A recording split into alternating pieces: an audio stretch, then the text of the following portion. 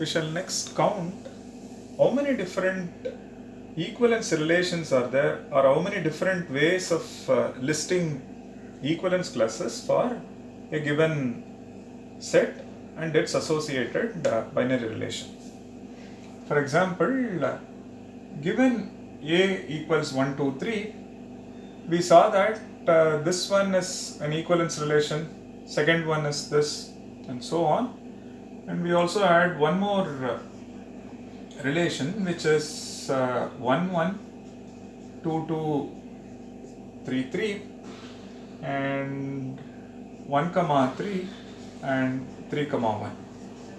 The associated graph will have 1, 2, 3, then you see that 1, 3 and 3, 1. So we basically add 5 different relations, and if you look at the equivalence class of R5, we saw that equivalence class of 1 and 3 are precisely 1, 3. Equivalence class of 2 is 2 itself. So now given a relation, a set and the associated relation, this relation gives you equivalence class 1, 2, 3, and this one gives you two different sets. The equivalence class of 1 and 2 are same. Equivalence class of 3 is just 3. This gives you two subsets, and the equivalence class of 1 is 1 itself. Equivalence class of 2 and 3 are same, which is 2 and 3. So given a set, you can partition A into something like 1, 2, 3, which is precisely R4, or you can partition them as 1, 2, 3, which is R1. You can partition them as 1, 2, and this. So 1, 2, 3 is R2, or you can partition them as 1, 3 followed by 2, which is R5, and you can partition them as 2, 3 followed by 1, which is R3. So what is our objective? So to counting the number of equivalence relations defined on a set E. We are interested in counting the number of equivalence relations defined on a set A. For example, if A is 1, 2, 3, and here is one equivalence relation and second one, and in fact there are 5 of them and no more. There are 5 different equivalence relations on a given set 1, 2, 3. Okay. Now that's one part, and we also saw that for each of this equivalence relation, you see that there is something called equivalence classes, and any two equivalence classes are same, or if you look at the intersection, it is empty. Subsequently, we saw that these equivalence classes, they are actually partitioning the set. Okay. So counting the number of equivalence relations defined on A is equivalent to listing what? Listing all possible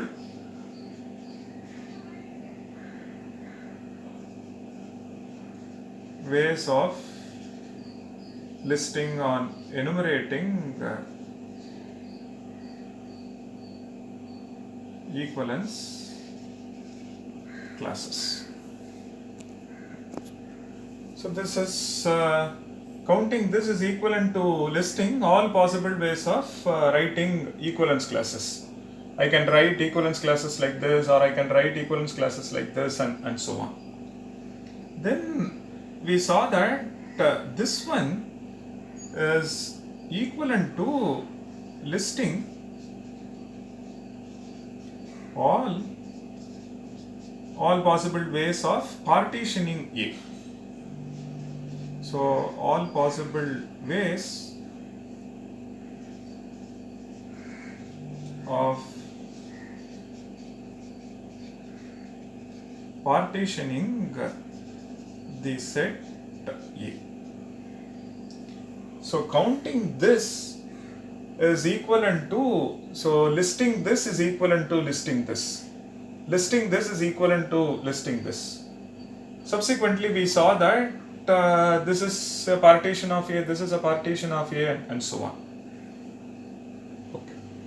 So on one side, we are interested in counting relations which are reflexive, symmetric, and transitive. That is equivalent to doing how many different equivalence relations are there, and equivalently how many different ways one can write equivalence classes. And each of this is precisely a partition of A. So counting this is equivalent to counting how many different ways one can partition A. So please note what is a partition. So you take a set A. A is partitioned into A1, A2, so on up to AK.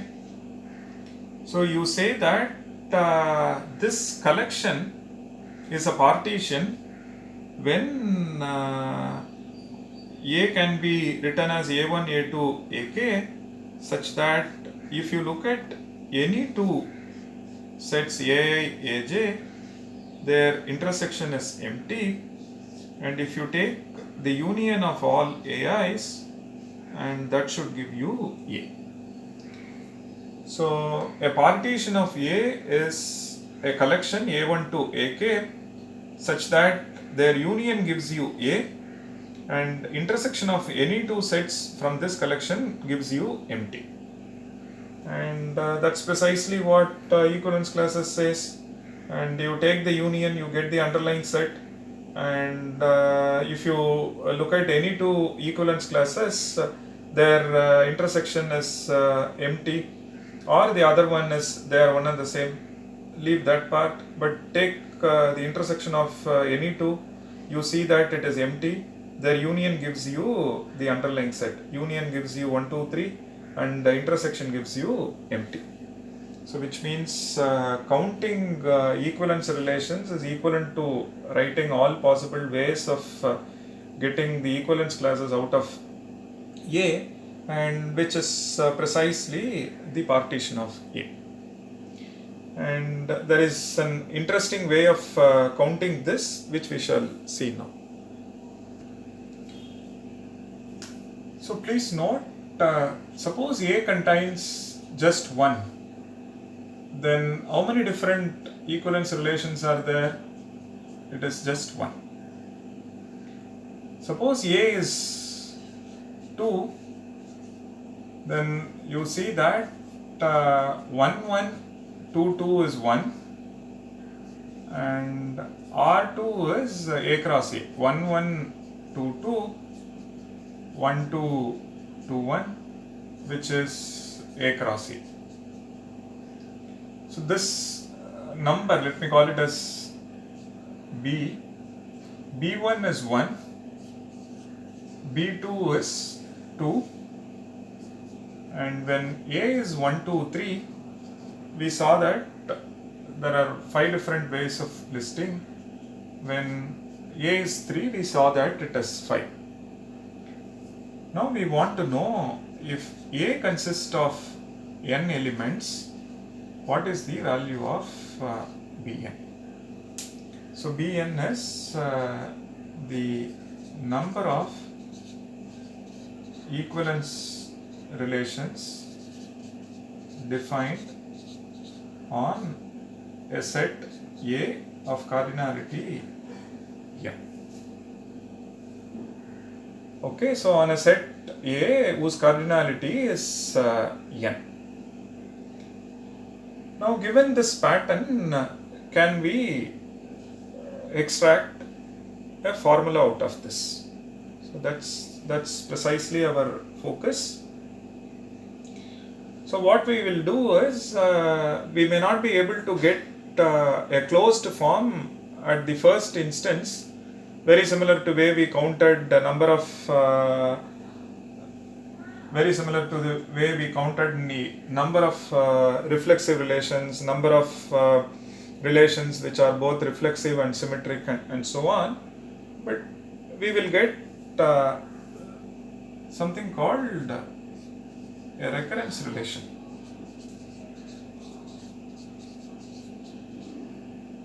So reoccurrence, so the value of n, so the value of n, in particular Bn, is expressed as a function of smaller values of n. Meaning, very similar to the way we look at Fibonacci series. N is expressed as a function of n, which means n minus 1 and n minus 2. And very similar to that, we express Bn as a function of n, smaller values of n. Could be n minus 1 or n minus 2 or n minus k for some k. So that's precisely our idea. So given this, can we extract a formula or a recurrence relation out of this?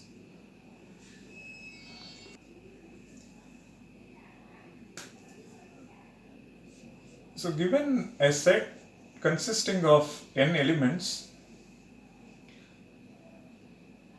choose some partition.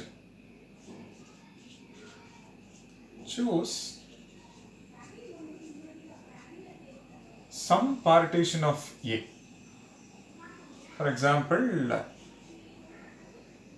it could be 1 comma n, this could be 2 comma 3, and this consisting of rest of the elements. Could be something, okay? Choose some partition of A. So in general, so you have A1, A2, so this you get A1, A2, so on up to say R. Fine. And it could be 1, it could be 2, we don't know. So R is at least 1. So I am partitioning A into R subsets. Choose some partition. So it could be like this, or it could be just 1, 2, 3, so on up to n. And R is at least 1 and at most n. In this, somewhere n appears, right? And find AI containing the element n. The element n appears in some partition. It cannot appear in more than one, because by definition intersection of any two sets is empty. So find AI containing the element n. So it could be like this. So you have A1 and A2, AI minus 1. If you look at AI, and it may have some elements, along with that n is there, or it may be just n, and followed by other partitions, A plus 1, so on up to AR. This is my AI. So choose the partition subset containing n, and it could be somewhere, right? Let's assume it is in AI. Along with n, you may find other elements or you may not find, and it may be just n. And to the left you see a1 to a minus 1, to the right you see the rest. Okay. Now, if you look at other elements of this, so the possible values for ai minus n. So we don't know how many elements are there, right? Some value, right? It could be k, that k could be 0. So k is the cardinality of ai minus n. And this one 0, it could be 1, and it could be 2, and leave n. So this can take at most n minus 1. So the possible values for cardinality of this, let me call that value as k. So that could be 0, that could be 1, and it can go up to n minus 1. Fine. So now you fix this. Look at the rest. Now the rest can be partitioned in all possible ways. Okay.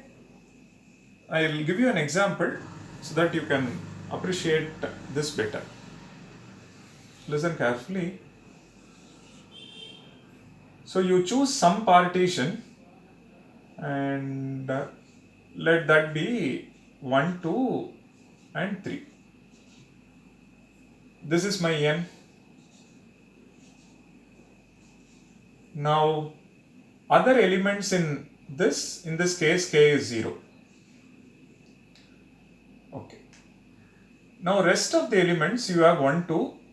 You can partition in all possible ways. So which means fixing this, you get this as one partition, you get this as another partition. So the rest of the elements can be partitioned in all possible ways. For example, for this one, 1, 2, you get 1, 2, and you get 1, 2, 3.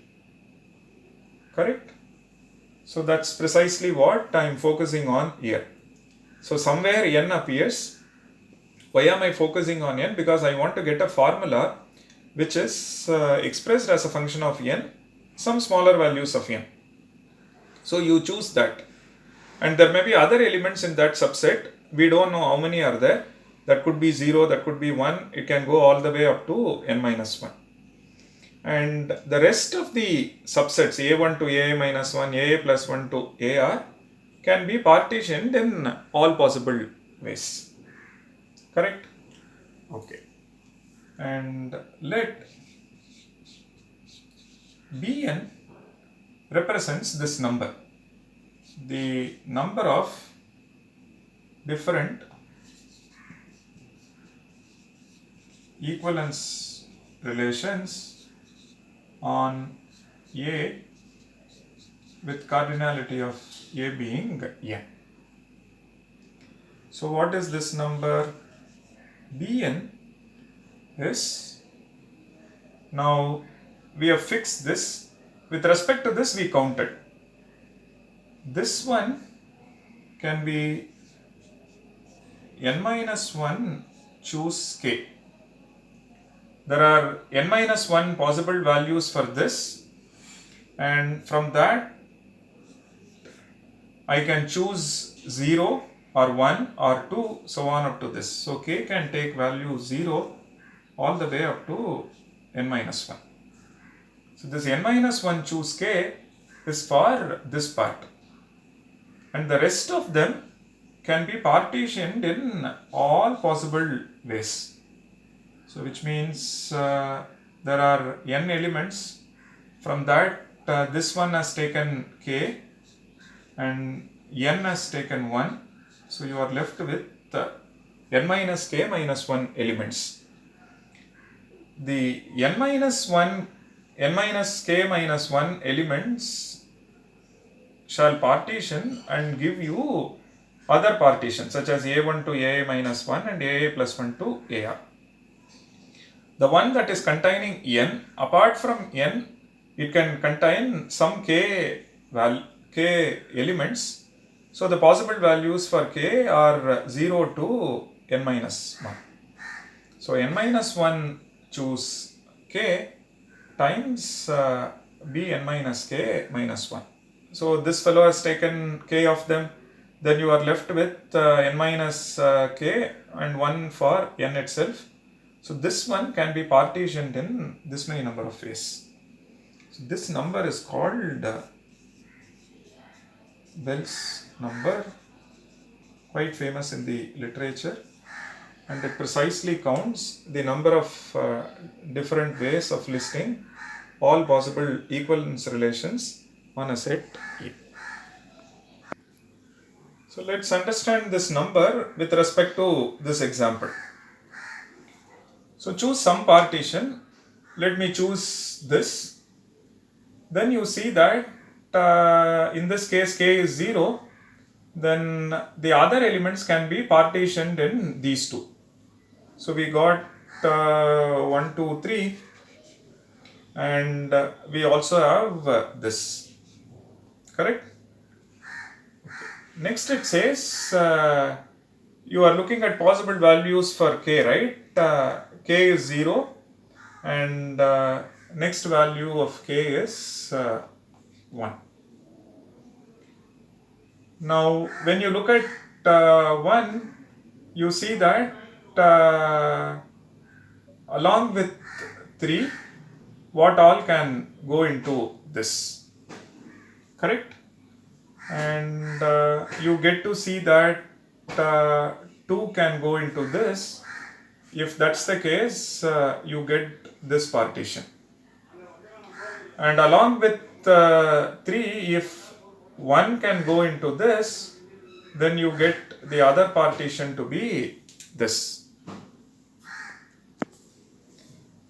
So next we see that, so this gives you 1, 2, 3, and the next one gives you this.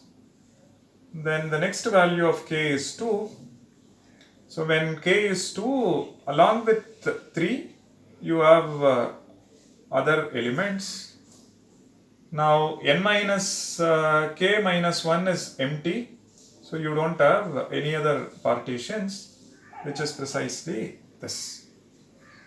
So the idea is this: to list all of them, you choose the one, choose some arbitrary one, and with this itself you are listing the rest. That's what we did, right?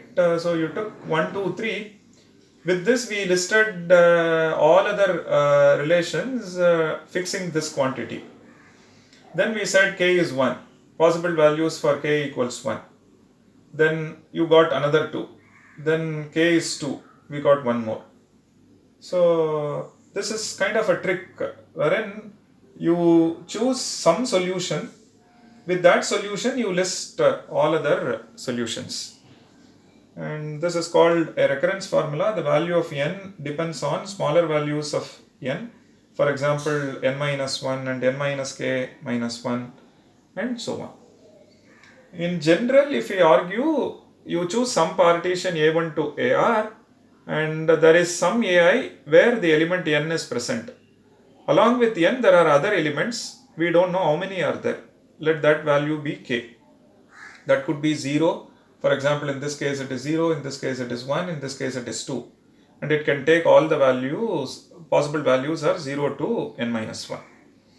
So this position can take this many possibilities, n minus 1 choose k, and the rest of them you can partition in all possible ways. So that is precisely again b suffix n minus k minus 1. So this precisely gives you what we need. So later you can experiment what is the value for 1, 2, 3, 4, and also plug in this value and check whether the number you get by listing all possible equivalence relations on a set of 4 matches with this. Similarly, do it for 5.